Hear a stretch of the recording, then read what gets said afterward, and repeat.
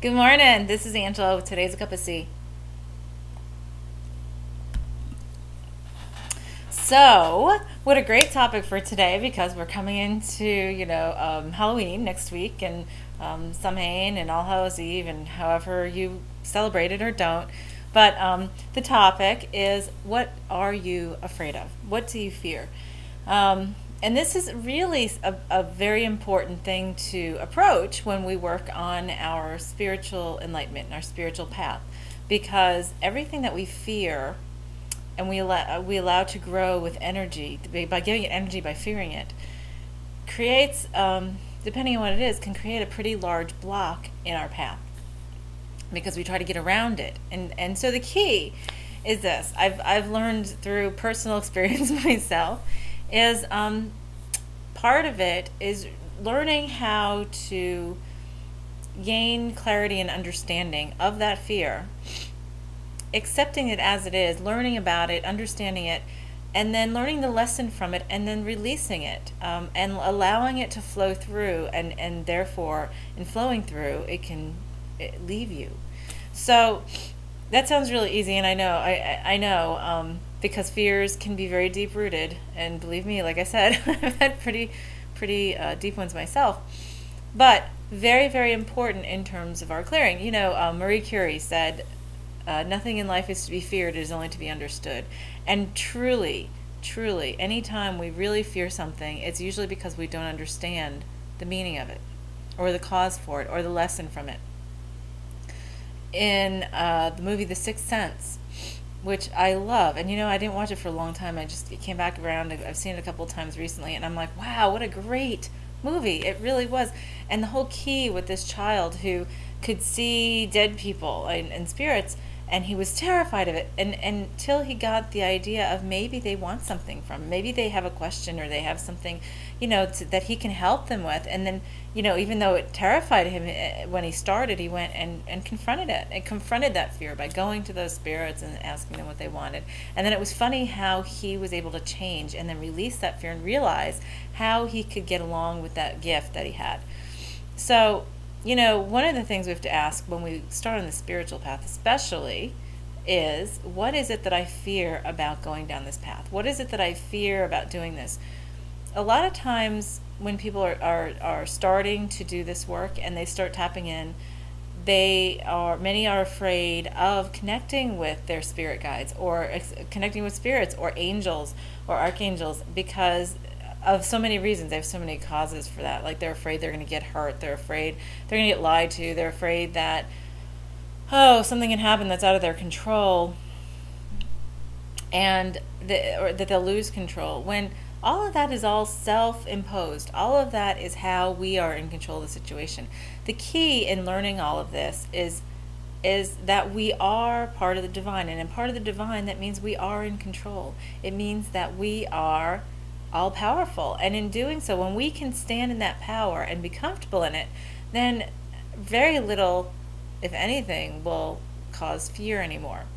A lot of times, another thing that's really important is when we are so used to having a fear, and we've had it so ingrained in us for so long in our lives,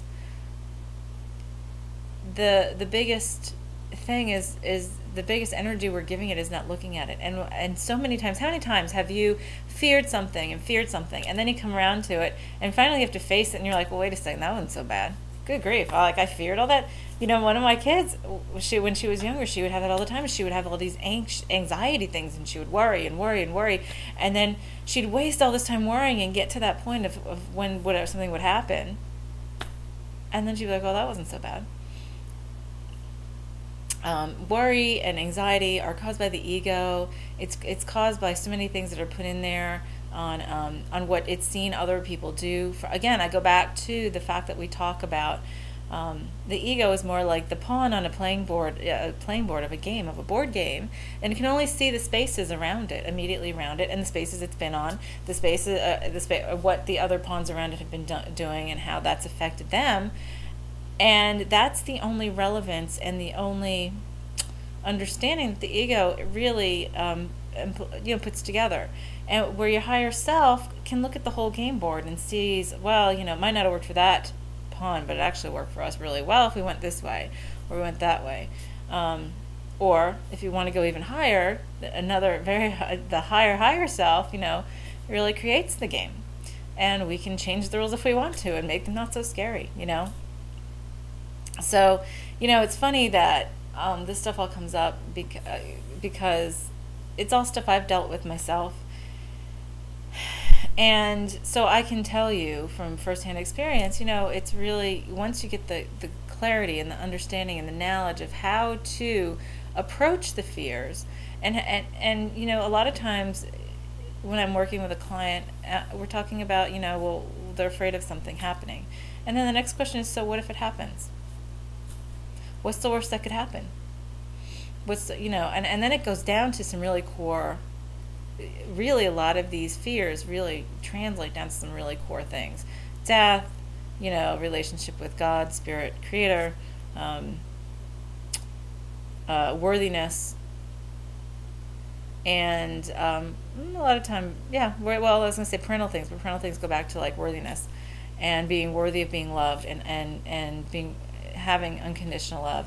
Because from the ego level, the ego really hasn't learned what unconditional love is, or the experience of the ego has been to understand love from a conditional standpoint, where our higher selves really do understand that higher level of unconditional love.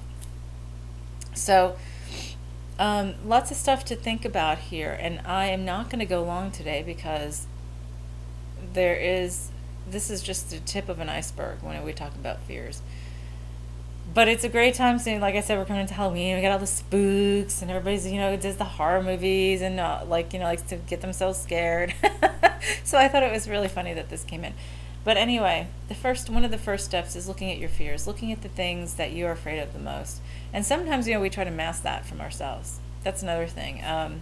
We have a great way in many ways, including myself, and I've been doing this work consistently for several years now. We can hide stuff from ourselves pretty easily. We're very, very adept at that. And the more adept we get at clearing, the more adept those deeper things can get hidden, because we are very incredible beings. So, and a lot of times what I tell people is that's when it's good to talk to somebody who's either a spiritual counselor, spiritual guide, or even having somebody else who's on the path as well, that you can bounce things off with each other on. I have several good friends that that if I get stuck, I'll be like, hey, I'm hanging my head against the wall. I can't get this. And sometimes the best thing to do is to sit down and close your eyes and clear your mind and get into your heart and say, what is holding us up? What are we afraid of? What am I afraid of the most? And let it come in. Don't filter it. Just let it come in, as dumb as it might sound. Sometimes, of course, dumb is a judgment. Dumb is our own judgment when we say, oh, that's dumb. No. Well, then what does that mean? Why am I afraid of spiders?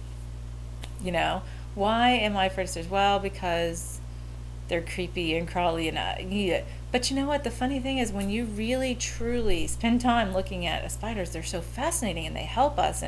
And when you connect with them and see what a valuable part and valuable messages they give to us, then they're not so creepy anymore. Of course, getting a huge bird spider or wolf spider on you, crawling on your tarantula, it could be a little creepy if you're not used to it. But you can always clear those fears, and you can always look at that and then spend some time with what it is you fear and understand it better. And it'll be amazing how much less that you will find those fears coming up. So on the end of this, I also have two more clearings for you, like I did last week. One is to, if you would like to get clarity and understanding from Creator, Spirit, the Universal Life Force on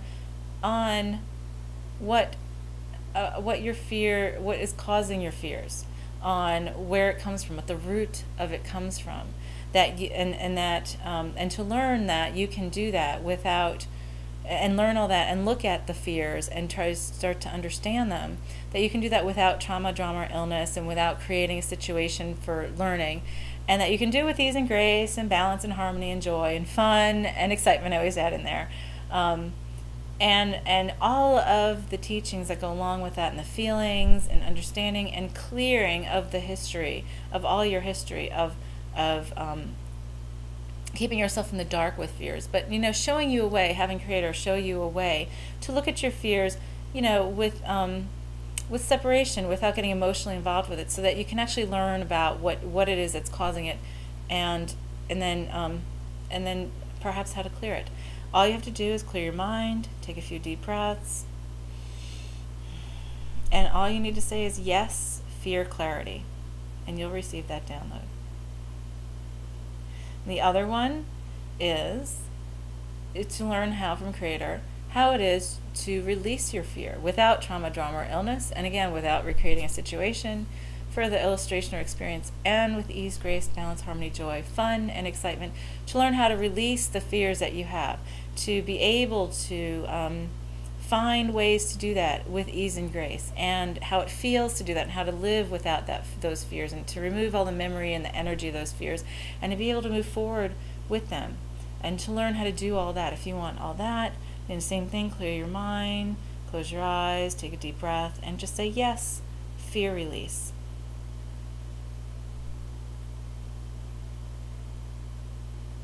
And that's it.